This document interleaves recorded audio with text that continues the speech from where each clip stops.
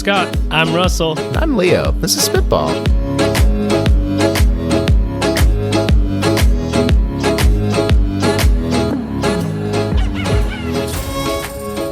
Welcome to Spitball, where three venture visionaries and a guest empty their heads of startup and tech product ideas that we have stuck up in there so you can all have them for free.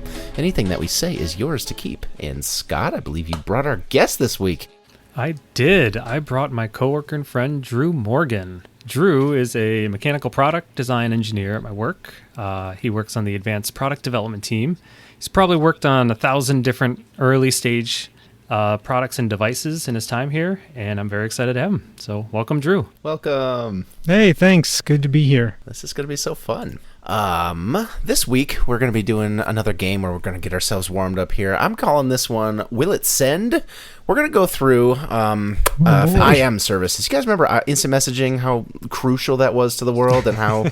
right? As a middle schooler, absolutely. Right. We were of the age as middle millennials where, like, I would come home from school and spend time on AOL Instant Messenger and all that. And I want to go through line by line here and pick a couple of the favorites over the years and ask you guys, yes or no, does it still work? Can you download and install and use these services? So, for example, WhatsApp, yes. Facebook bought it. It's huge globally. Google Allo, like all other Google products, was killed summarily.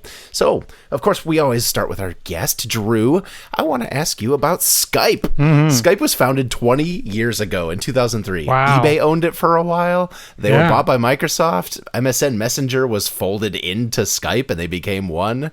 Microsoft launched Teams in 2017. But does Skype itself still work? Yes or no? I'm going to go with yes on this one. I think it does. It totally does. You're absolutely right. For some reason, they had a 20-year head start on Zoom and still didn't win. Can't imagine why it still works. It was actually never that good. I can still hear the noises really in my cumbersome. The desktop. Do. Yeah, right. Yeah, it's not great, but you can download and install and use it today, even though they're trying so hard to make Teams happen. It's not going to happen. Scott, have you heard of Kik? K-I-K. Nope. Kik was launched as, well, it was relaunched. It was originally a music sharing service, but in 2010, it was launched as a messaging app. And in May of 2016, they announced that they had approximately 300 million registered users, and they were used by 40% of United States teenagers in 2016. I know. Apparently, we were just too old, and there's probably a lot of younger people saying, yeah, of course, Kik. I kicked my friends or whatever. Wow. But yeah. Dated ourselves. Okay. I know. This whole thing happened right under our noses, but does it still work today?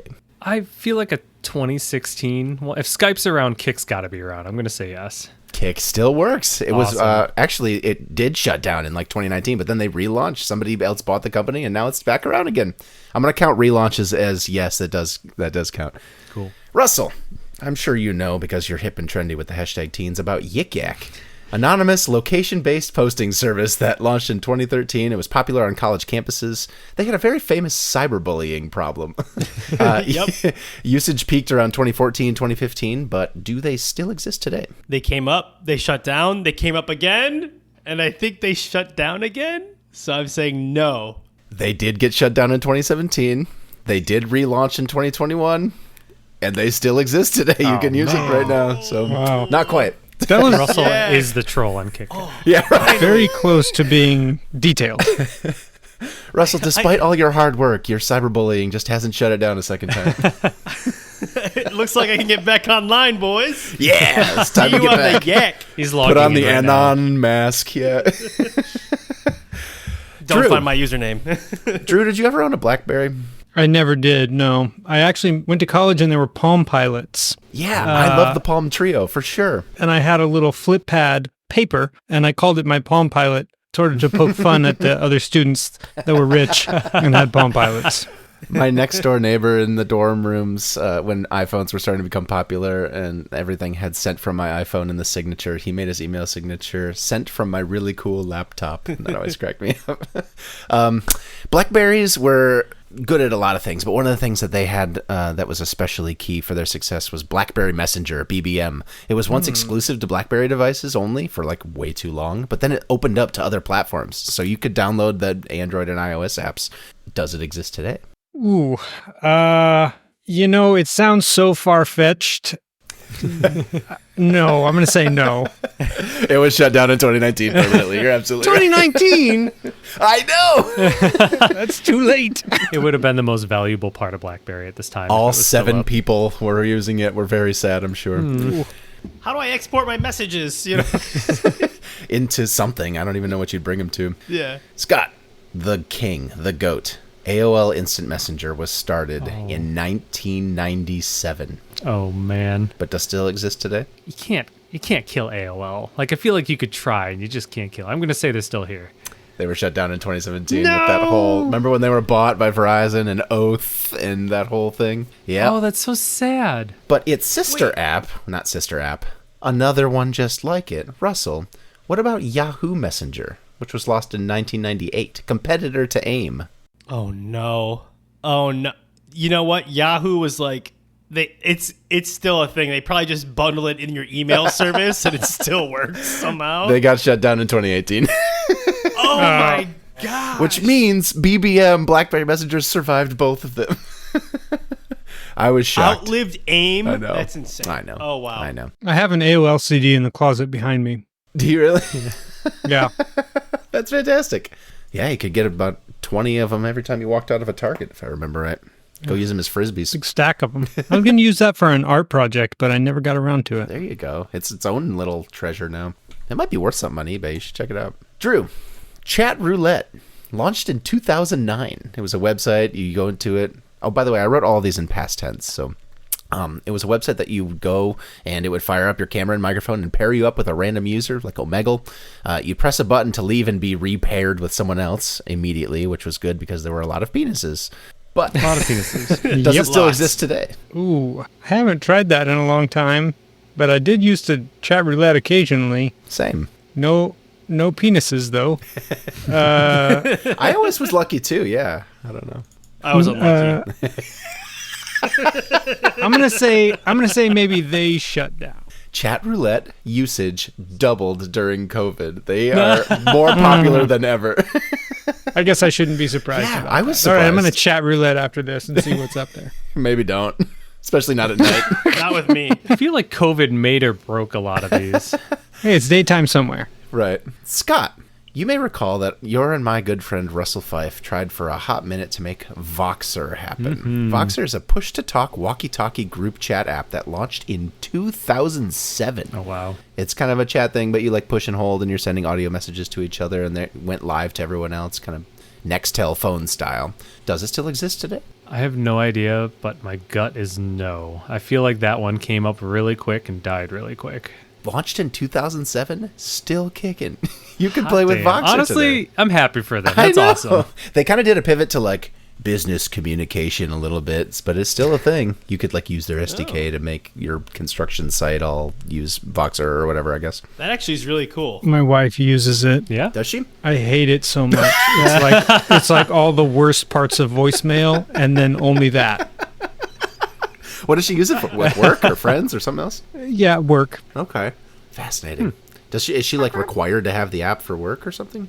No, it's just her and a friend / business partner, and they send messages back and forth that way, and they're like 15 minutes long, and they're not talking about anything for most of it. I just don't get it. And it's always on speakerphone too. Right. It's never something you put well, maybe they've changed it, but it's always speakerphone. Oh. It seems like the kind of thing that like what does it do better than just sending an audio thing on iMessage or whatever? I don't know. I don't get it. Lastly, Russell, I got a good one for you to finish this off. The Facebook Poke.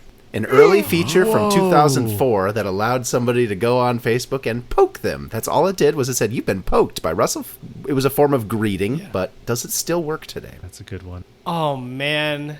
2004. If they It was one of killed the it- first features that the platform had. That was like why you went on Facebook, so you would poke every day. The back and forth. Poke streak. Wow. Probably some MBA at Facebook was like, this makes us no revenue, let's kill it. And so they probably killed it. It is nowhere anywhere in the UI unless you go to facebook.com/poke. There's still a list of all your friends and you can send pokes and it sends a notification. It still works. What? That's my public service like journalism for this episode today is you guys all got to go and get all of your friends to see the notification. You've just been poked. They have a whole page just for that. That's all it does. Yeah, facebook.com/poke. That's wild. It's a list of all your people and press to poke.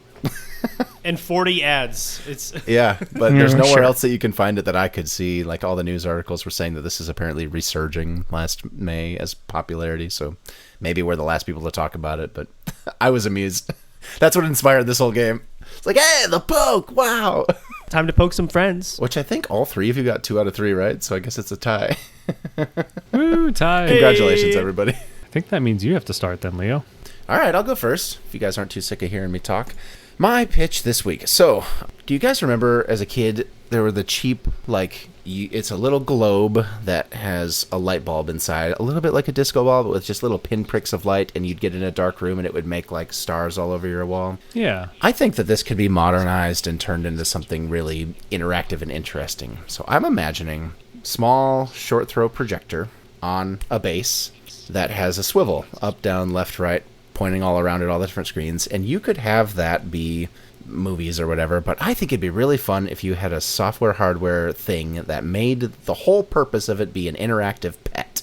So you're setting it in the middle of the room and you've got this cute little Tamagotchi frog or like a little puppy who's hopping around your walls and like Whoa. snuggling with your kid and all that kind of stuff, but they're just on the wall and they're being whimsical, and you can have fun like Disney animations and things that aren't possible in the real, ooh, he grew wings and flew up into the whatever, you know what I mean? Wouldn't it be neat if you could just like set down the one thing, it makes a rough 3D map of the room and adjusts its skew proportionately so that it looked like it was like hopping around the room and doing things? That's my whole pitch. It's like a half-baked idea, but I think it'd be so cool. That is so cool. So like projection mapped Tamagotchi. Yeah. And maybe like every day you gotta like bring it a little biscuit that you put in the box or something. I don't know. Yeah, Leo, Yeah. that is amazing. Really good idea. I don't know, know, where Have it your came friends from. come over and like, come, you have to go in the basement to see my pet, right? Oh, Or, I don't know. I don't like the way you phrased it. And then you murder them. I guess. Sorry, I was like a elementary kid in my mind. wait, where's That's your pet? worse. It's in the walls. Yeah, right. He lives with. Yeah, you could even have it be. I don't know how good like compact. You always see those little cheap compact projectors that you could get on Amazon for a couple $100, right? Like, I don't know how miniature we could get with this thing, but it could be portable-ish, right? It'd be like a nice little, my unicorn read me my nighttime story tonight kind of thing or something, you know? Oh, my niece is obsessed with Frozen 2. Never seen Frozen, but loves Frozen 2. And Elsa is like, life and everything. And if you had an Elsa on the wall, like the same size as her, you could just interact with, that would be incredible. The first thing that came to my mind is actually Peter Pan's shadow. Yeah. Yeah. It's kind of like a living being in the room, but it's confined to stick to the walls and floor. Totally. That would be cool. We had a coworker, Dan Parker, who he was working on something like this. It was a handheld projector, but it just had like a laser line of sight where it measured the exact distance from the wall and it would set its focal point depending on wherever it was in the wall looking for. I mean, the hardware and everything for this is here. And if you're pointing at like the corner of a room, the actual image that you would have to be projecting out would be bigger and kind of skewed and weird looking if it was on a flat surface. But you can do that math to where you're doing a rough approximation of like keeping it the same size and shape as it goes around. Absolutely. But then you need like a laser mapping system. I feel like I've seen some museum experiences that have a badge you wear around your neck and it does this like projecting onto things in the room that way. That's cool. That'd be cool. What kind of content do they show for something like that? It's escaping me. I don't remember. That's There's really a bunch interesting. on Mackinac now where you'll have some historical soldier telling you the history of the fort and what we ate in the 1700s. And, Okay. very thrilling. Like a kids museum exhibit would be really neat with something like that. And the brand, like you were saying, Elsa, like the brand tie-ins, you could partner with Looney Tunes or whoever wants to get some advertisement for their cool new animated Paw Patrol movie or something, right? You're going to make this, it's going to become super popular, and then soon after there's going to be a horror movie based on it. I can't turn it off. Put a blanket over it.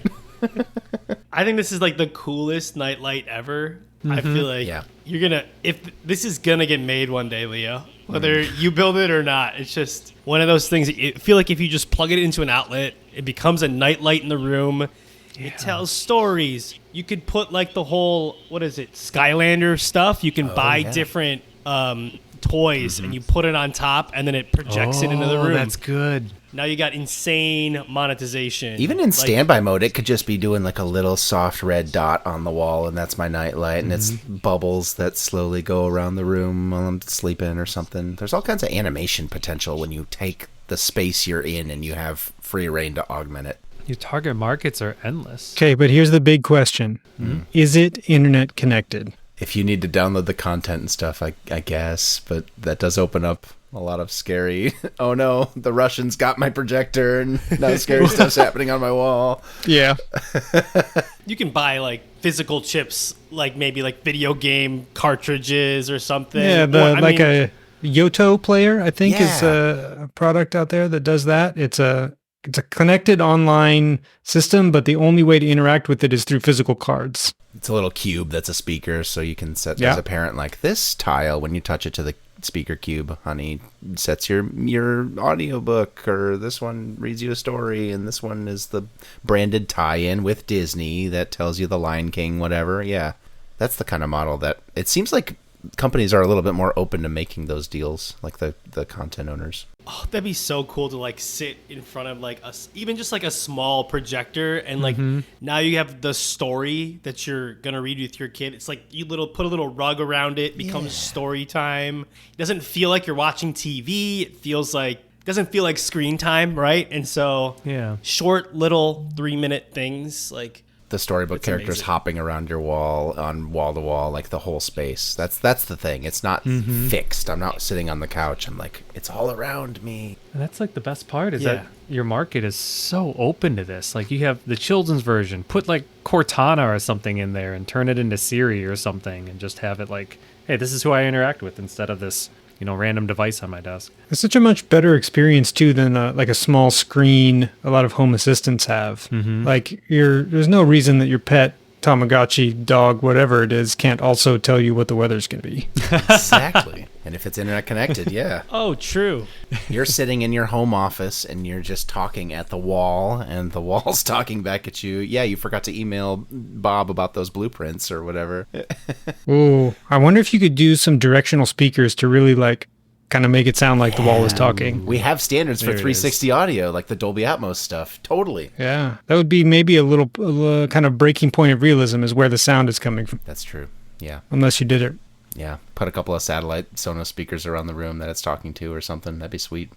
Dude, I wonder if you could make a version like it's a little cheaper. Like if you want to go really cheap with it, but you have like kind of like a music box with like, I don't know if this is a little crazy, but like a ribbon that casts shadows across the wall over a light. Oh, yeah. And then that way it like plays a movie almost from the project instead of having like A film full, projector. Yeah, but it's just a light with shadows, right? And so it like moves across the screen and maybe plays a song. That's fun. Before you go to the full 3D model, like the 3D version with audio, like all the bells and whistles. Because how expensive and how hard is like a short throw projector? Those are like ridiculous, right? They've come down, but you're still talking many hundreds, if not $1,000 or $2,000. Yeah. Yeah.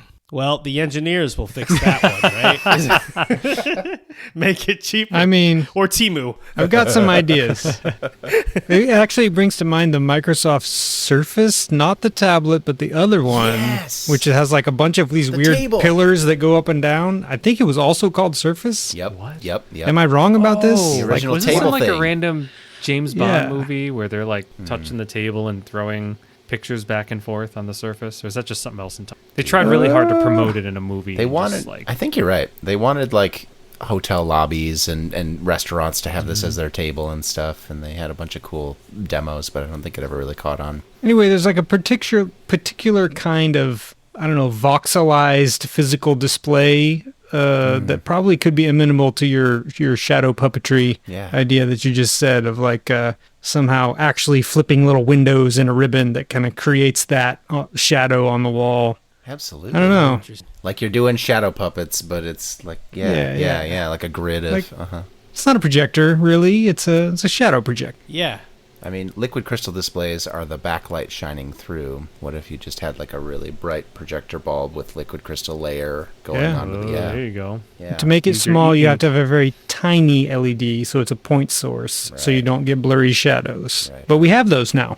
LEDs are fantastic. Unless you build the blur into your animations and it's a wispy little ghost. Back to that your Peter Pan lives in shadow, that. yeah. Yes. It's the cloud blobby. around the image. Yeah. Pappy. He's my amorphous, shadowy friend that lives in the walls.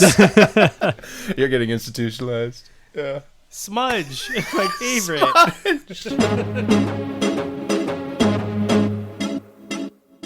All right, Russell, you're up next. What do you got for us this week? All right, so I have been painting my basement, doing a lot of work, and I have been drawing my walls with a ton of box fans.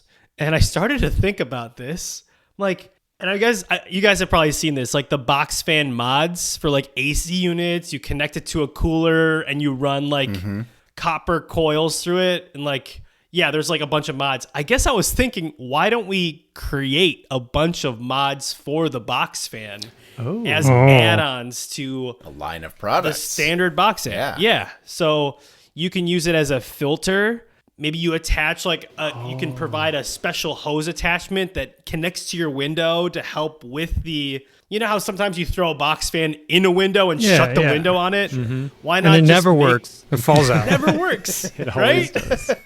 Interesting. So you would create the mods. You'd provide. You'd be a provider of all the different $20 accessories to the $20 box fan, and now you can have an air filter, like a real. You can if you throw an air filter, like an HVAC air filter on there. I mean, you have a pretty solid air filter running yeah. on a box fan. I told Scott about this, but University of Michigan did a study during COVID when people were really worried about how to keep air clean, and they tested a bunch of off-the-shelf, like the leading brands of air filter or whatever, and the best performing one was a box fan with a 20 by 20 HVAC filter strapped to the back. It moved more air and got more stuff through it than like all these $300 home filter systems and stuff. So yeah, I'm so happy to hear that, because that was the entirety of my concrete dust prevention strategy at my old business that I ran. it's great. It does work super well. It's kind of loud. Like even on the low setting, the sound of a box fan with something up against it is pretty noisy. But I 3D printed some little like clips that just held onto it. It was super, super great. Yeah, that's the idea. I think that's the key to it too, is you just have clips that'll fit on like any type of box fan, just like the panel grid on front. Doesn't matter the orientation. They're all pretty much the same size. Yeah. I'm sure they're in weird orientations and stuff compared to each other, but you could make something. If you want to hook onto the grate, then probably. But just I think like they're all the same width and depth and height, more or less. Yeah, box fans are pretty universally about $1 per inch of diameter. It's the cheapest price per inch of diameter that you can get from a fan. But as long as you can make some assumptions about the dimensions of the unit itself, you can have things grab onto the exterior of it and hook up to it. Yeah. Some kind of clamp system. Yeah, just like phone clamps, like in your car, there's the whole setup thing. That's it. So you've got your copper tubing that makes it cooler. Got the AC version. Yep. Yeah, you have the connects to the window, Okay. maybe, or somehow like you want to get, let's say, a bathroom that doesn't have a fan. There you go. You could throw a box fan on it and create a system that allows for air to go out but not to go in. A one-way Just like valve. anywhere you want ventilation. Yeah, right? a one-way valve with a vent attached. Yeah, those little louvers, little flaps. Or like Yeah. one of those like dryer Butterfly vent, hose things that you can just extend it to where you want to go. Yeah, I mean, you can get you can hang it on a wall if maybe, I know this sounds a little dense, but like you could put maybe it could be a form of ventilation in your home if you put the right, make it not look like a box fan. I don't know, like do some stuff to hide it or allow for circulation. I just feel like even more, like my house is kind of old, so it'd be cool to add a box fan to certain vents without it looking like a giant box fan that's going to fall over at any moment. To just move some of the AC that's down in my basement, let's say, or my first floor up to my second floor. These HVAC things are basically it seems like a bigger version of a box fan, like a super box fan that moves all the ventilation in my house. Like I feel like you could create a whole setup in your house. So one of your products is you cut a notch out of the ductwork and you slide a box fan into it and hold it with the clip in the kit, and you've created like a booster. Yeah. I like that. Yeah. Or maybe if you need it in the room, you have a little duct that goes down to your floor vent, and so it just all the air sucks up out of the floor vent. Like your things, Scott. Yeah, I've just literally turned it off a second ago.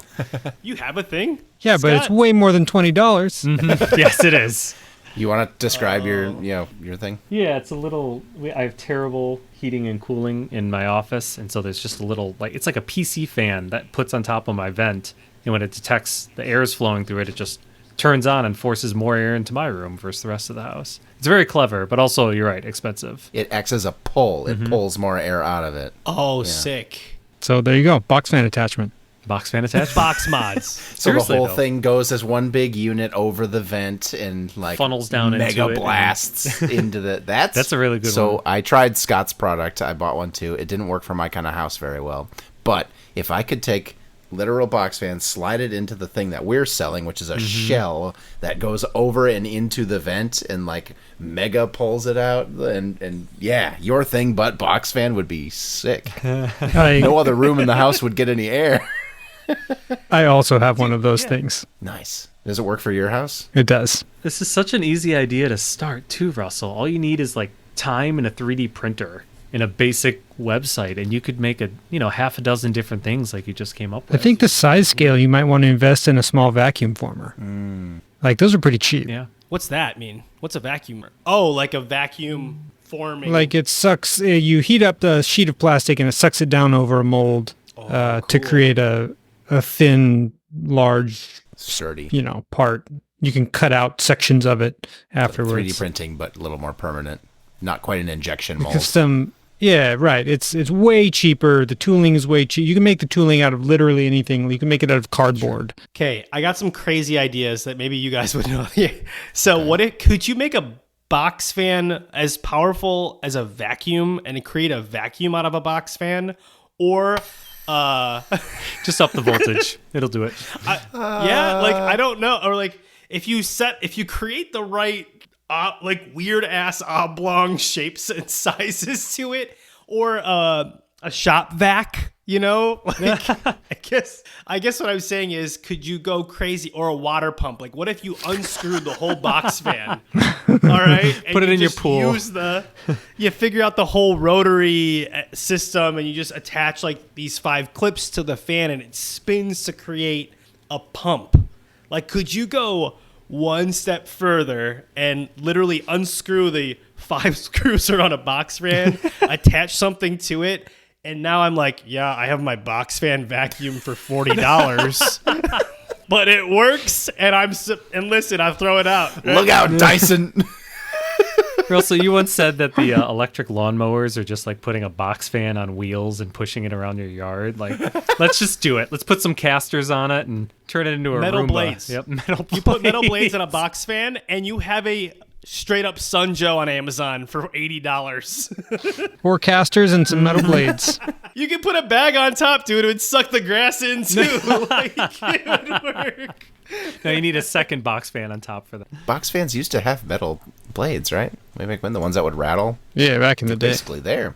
You just buy an old one on We eBay. recycled them into our Sun Joes. Those Disposable. Yeah. Well, you can edit out this comment from the mechanical engineer, but one of the features that a box fan has going for it that makes it quite safe is that there's big gaps in the corners where the fan doesn't touch the walls. So even if you lay it down on the floor, it just churns air through those gaps and back into itself and doesn't like burn up the motor. So they actually cannot build up hardly any pressure from behind or in front of them. The vacuum cleaner idea would be a stretch, but if you chain a bunch of them together, you might get there. Or could Russell's attachment cover those inlets and create that extra suction? You've got a backpack with like 6. I may or may not have tried that out of cardboard once. Trying to blow up box And Drew, fans. did it work? That's the question. Did it kind of work? I don't know.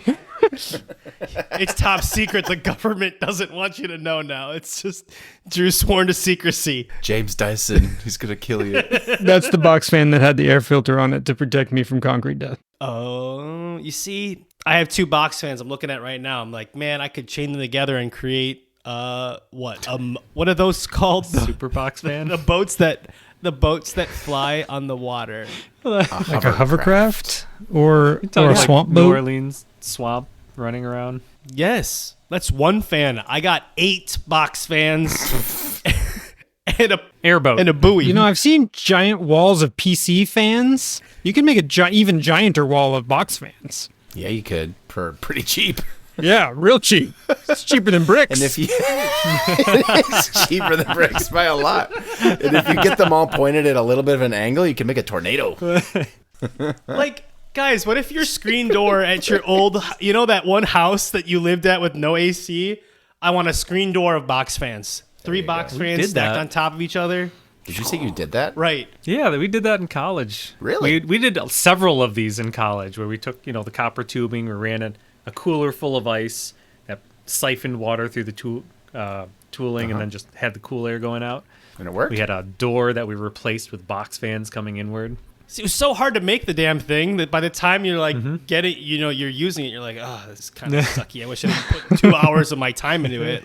And that's the service your company provides. $20 more, you get AC. $20 more, it's battery powered. $20 more. Triple A's only. Oh, like mosquitoes. Can you imagine?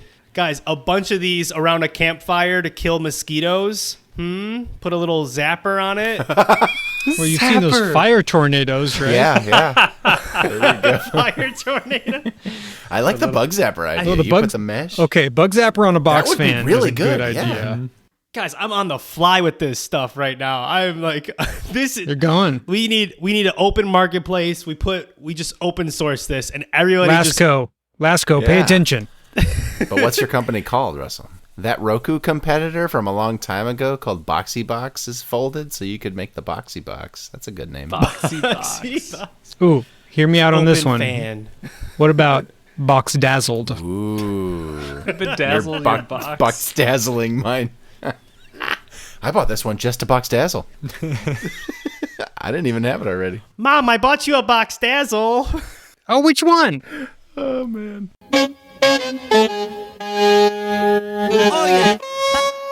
All right, Scott, let's hear your idea this week. All right, so we have a dryer, a washer and dryer that is probably one of the most annoying devices on the planet Earth.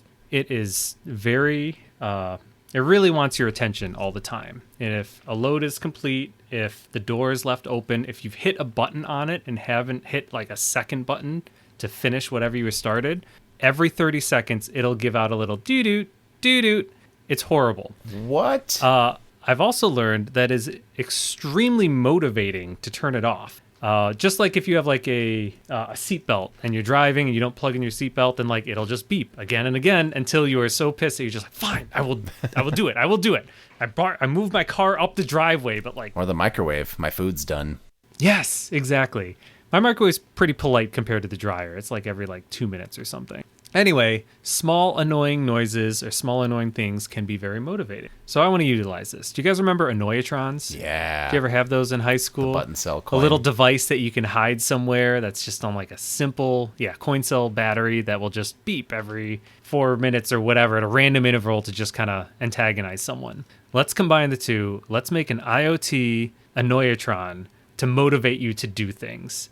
Like you've seen some examples where it's like, hey, I got to get up in the morning, my alarm clock. If I put my alarm clock across the room, then I have to get out of bed to actually hit the snooze or something. What other things could you do? If you had an IoT device that had, the classic sensors, an accelerometer, a speaker on it, maybe a flashing LED or something, how could we use this to motivate people to do things if it's fully IoT? What if the flashing light was also running around the wall and you had to catch it? That's fantastic. We'll combine it with Leo's idea. Well, you always jump with your assistant ideas, Scott, to like the don't forget to take out the trash type thing. I'm trying to be a little bit more creative here about that. Hey, taking out the trash is a good one. My trash can just chirps at me. You got to catch a trash Everyone can. hates to do workouts. That's good. What if your weights chirped? There it is. They will not shut up until you go in there and do X amount of reps. The treadmill only stops chirping when you're actually running. Whoa, that is. Oh, yeah. Oh, no. And then after you've done like a half hour, it's good for the day, but then it starts up again. Oh, that's haunting. My chirp has been satisfied. That's right. That's great. Put it on a water bottle. If you don't take a drink every 30 minutes or something, just have it just go nuts until... Sure. It's kind of like a mouse jiggler. Yeah, The exactly. little USB. Like those ones that remind you to take a wrist break. Just put the smoke alarm chirp in there. God, oh my that would- gosh. Oh, like a really loud one. That would be the ultimate motivation. Because then all the people around you are also helping you be motivated. What is that? Turn that off. Oh my god. Like I honestly think like of all the like exercise fitness ideas out there, this sounds like the most motivating one because knowing, all right, if I don't wake up at 6 a.m. to run or whatever, I'm gonna have trips all day. Yeah. All day. Motivate-a-tron. You'd break it. I feel like you Battery removed. Like every Solar. you couldn't make like that would be your thing though. In order to stop it, you'd have to destroy it. That's your business model. People are always going to be destroying these things in order to not do whatever they're doing with it, right? I mean, how much power do you need to like chirp every 4 minutes? You could just have it be like those solar calculators, the little Casio thing, and it doesn't even have batteries. True. What if it was mobile and could run away? I've seen there's an alarm clock with wheels that'll like if you snooze it too many times, it'll take off screaming. You gotta like go chase it down. I think that was a thing on Think Geek years ago. So like micro drone with a chirp, Yeah. like flies up and sticks to the wall.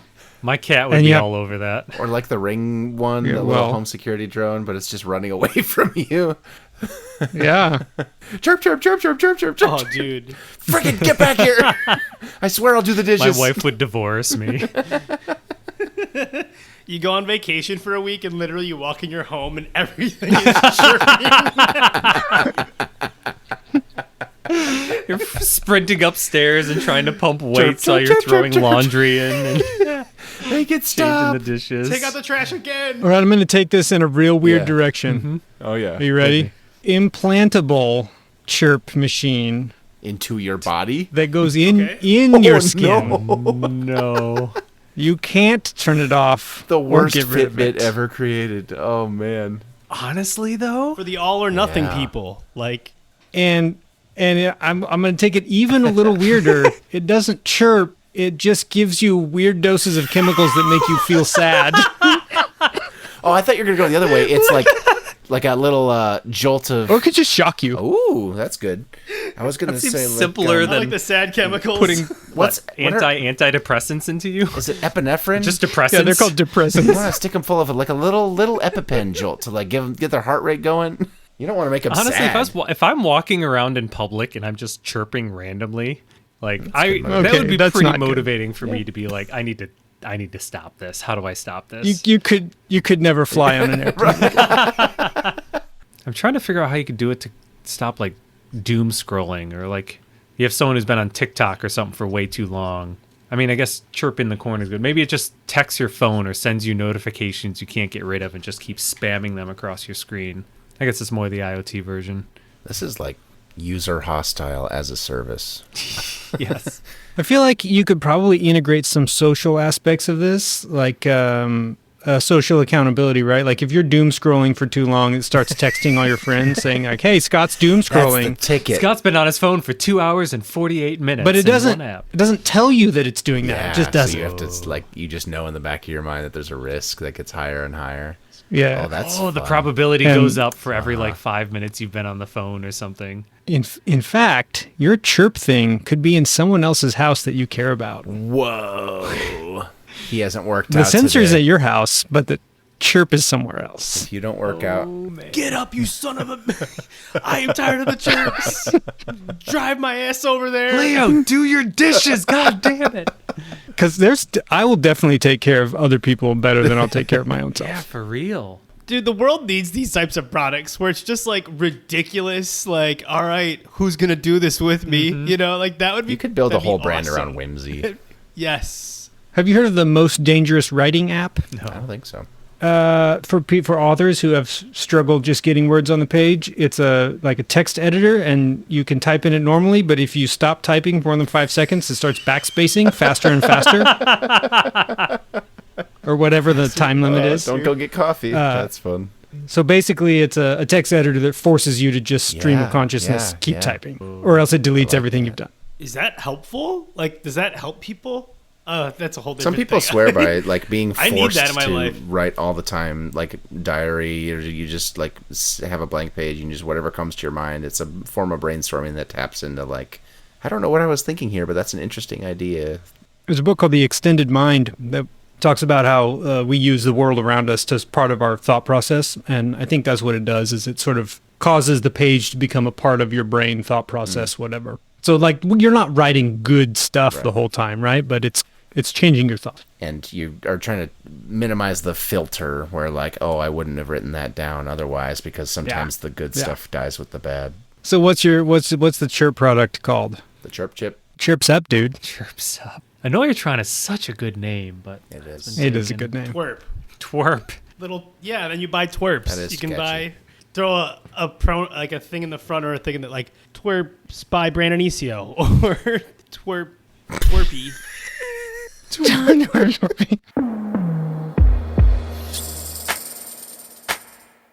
All right, Drew, what idea have you brought us this week? Well, I was debating between a couple of them, but I'm going to give you the one that I've thought about a little more, and there's a lot more meat to dig into. All right. This is really more of a service. Pretty much every guy I know, to some extent, has a coffee can of nuts and bolts in their garage. Some people have many. Some people have veritable suitcases. Some people just have a little Tupperware in the kitchen, drawer. But everybody's got this repository of garbage fasteners.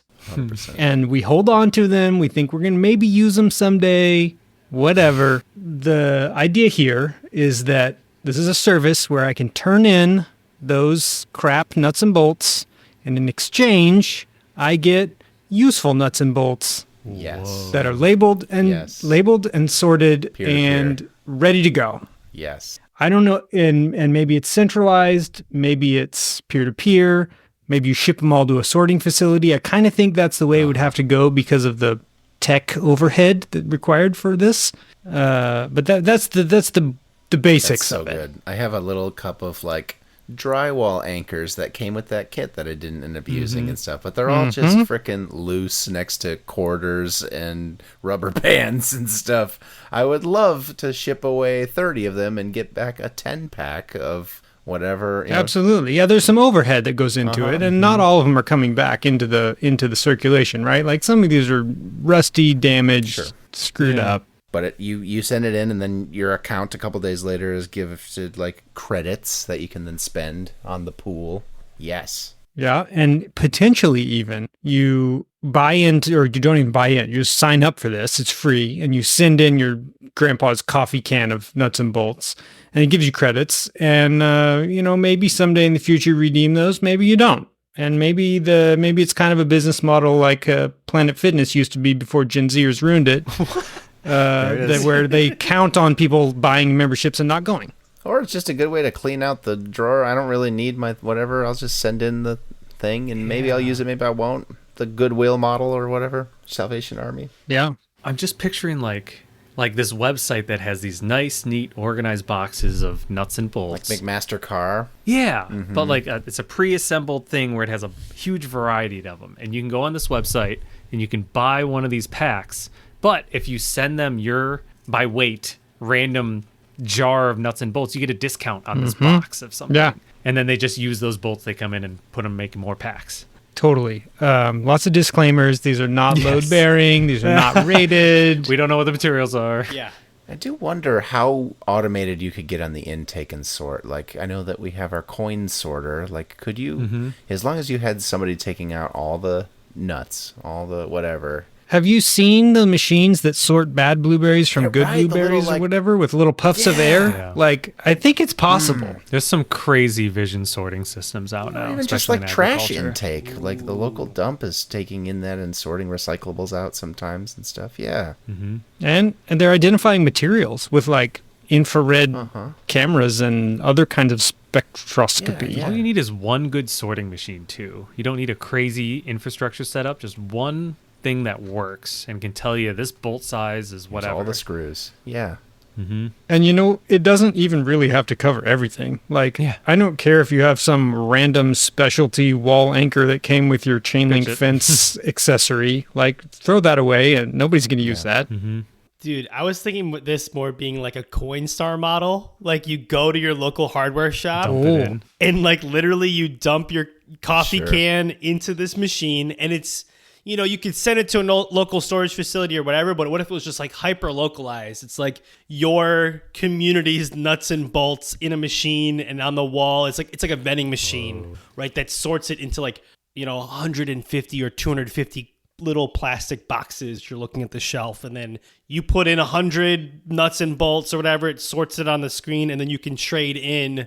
You know, it's like a 5-to-1 model. You put 5 nuts and bolts in, you get to pick from your selection of 100, you know, 250 on the wall, and like you get credits or whatever. Because for all the reasons why, you know, of the 5 bolts that you put in, 1 is probably valuable and goes on the plastic wall. But then that becomes the sorting. You don't need a facility. You sell these to Home Depot and whatever for the people that just are like, I don't want to keep them in my house. Brings them back into the Like store. those key you know, cutting that kind of machines that have taken over all the key cutting. Yeah, exactly. Yes, that's it. Yeah, like that. But like that way you don't have to send it. Like I feel like shipping and logistics become this whole thing. Yeah, metal's heavy. Where with metal is heavy. I just think it'd be kind of cool to see like, oh, look at maybe not. Maybe it wouldn't be as cool as I think it would be. Like, look at that classic bolt from the 70s, 1920s, you know, Roadster. I don't know. I wouldn't have any qualms going to the hardware store and buying the nut off the shelf that I need, whether it's used or new. Like, why does it matter if this is 30 years old? If it's not rusted, then just as good. Like, they don't degrade over time too bad. Business model might not work well in Michigan, yes. I mean, no, I'm saying you go up to the Coinstar, you dump your thing, and then the people just take that and put it back on the shelf. And now you have your little coupon, and you get a couple of them for free when you buy. But it can be part of the inventory of the store. Yeah. Ooh, or like that actually would probably save on logistics, right? Because you get like 400 pounds of like input, and instead of everybody sending their own individual, Home Depot or whoever manages the machines bring it and consolidate it to that massive facility, and now you have your intake, like your supply model, right? You got your demand booths like in the store, and then you know you just bought a bunch of screws for this one project. Don't need them anymore. Doing a different project. I did a deck project and was like 4 screws short, and I needed to buy another 100 or whatever. box. Yeah, That's You're like, rough. gosh. So that's something I often think about with these ideas is who is going to fight you? big screw. And in this case, it's definitely Screw. Big Screw. Their name is appropriate. Their motto is "Screw you." Yeah. That's interesting. Yeah, who doesn't want this to happen? Like these companies are selling them for pennies, so it's not like you're undercutting too bad. I get the warm fuzzies just knowing I'm reusing them. Totally. The ones that get scrapped, like metal has a good scrap value. It's not the end of the world. Like that's not just trash. Sure. I also wonder with this idea if there's like a commercial or like B2B version of this where like I've worked in several factory type settings and there's always like screws and nuts and washers and bolts that get dropped on the floor constantly and they just get thrown away because it's not worth resorting them. But what if there was like a, you know, Fastenal-esque company that just takes all that in and gives you back, you know, maybe it's not your nuts, your staple things that you use tons of, but maybe it's like the extras drawer, right? Like, oh man, I just need to like hang this thing up. Paper clips.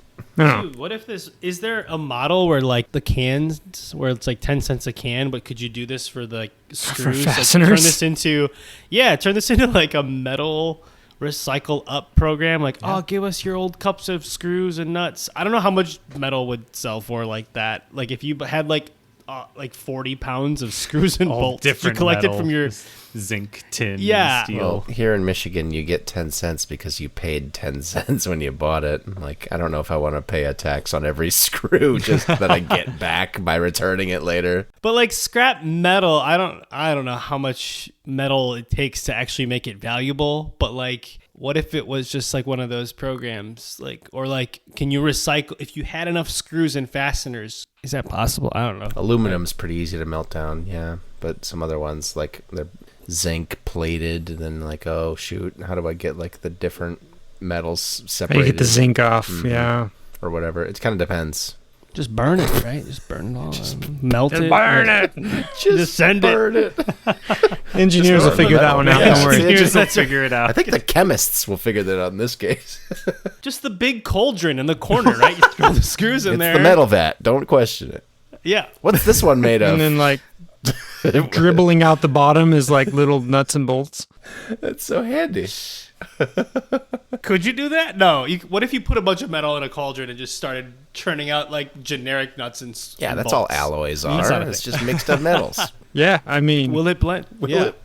I'll give you $1 if that's not what's actually happening in China for like a lot of the cheap screws that I get with Yeah. some of these things I bought. Right. I'm ahead of my time. It sounds like is what you're saying, Drew. It's Ahead of, yes, definitely that. it's not. You can't make that in America. That's what you're saying. We got to ship all the screws and fasteners overseas in order to make this happen. Nah, I'm not saying that. Maybe we just haven't caught the vision yet. So yeah, maybe you are ahead of your time. No. Melt down everything, mix it all up. My wedding ring. No, shoot. You accidentally get a golden screw coming out. It's like one of the ones in the pack. Hey, that would be a pretty sweet promotion if a screw company Right. put one gold screw in one of their packs of screws somewhere in a hardware And you store. get to go visit the eccentric factory owner who is I got a golden screw. Companies don't do promotions like that anymore, but they should. yeah, the cereal box model. They don't kill children and give away their whole factory. Well, no, not that part. Oh, yeah. Do you have a name for your idea, Drew? I'm voting for that's a lot of nuts. screw. I was kind of going with Pappy's nuts. These nuts. We'll Come grab the on domain. down. Pappy's nuts. Bolt cauldron. How about bolt cauldron? The Bolt Cauldron, yeah, maybe, or Bolt Star. Can kind of riff on the Coinstar thing. There you go. Boltstar sounds like a villain in an 80s cartoon.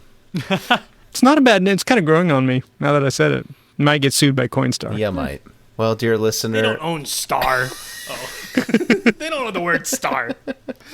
if you're headed down to the hardware store to dump your bucket into Pappy's nuts, and you're listening to us in your headphones, Gross. we thank you very much for listening. We hope you enjoyed yourself. And thank you so much, Drew, for being here. This was so fun. You're welcome. Thanks for having me. Come back anytime. You said you have multiple ideas. We'd love to have you back sometime, man. I got more. All right. Well, our website is spitball.show. There you can find out more about us. Email us feedback, comments, ideas. We're a podcast at spitball.show. That's also how you can follow us on the Fediverse, such as Mastodon. We are a podcast at spitball.show. Our subreddit is r/spitballshow. Our intro-outro music is Swingers by Bonkers Beat Club. And please, if you wouldn't mind, Pocket Casts now has ratings, Apple Podcasts, Spotify, whatever. You're listening on a podcast app, most likely. If you wouldn't mind, there's a button next to our name. If you wouldn't mind just pressing add, subscribe, review, whatever's next to us. That's the best way for people to find out about the show. New episodes coming out in 2 weeks. We will see you then.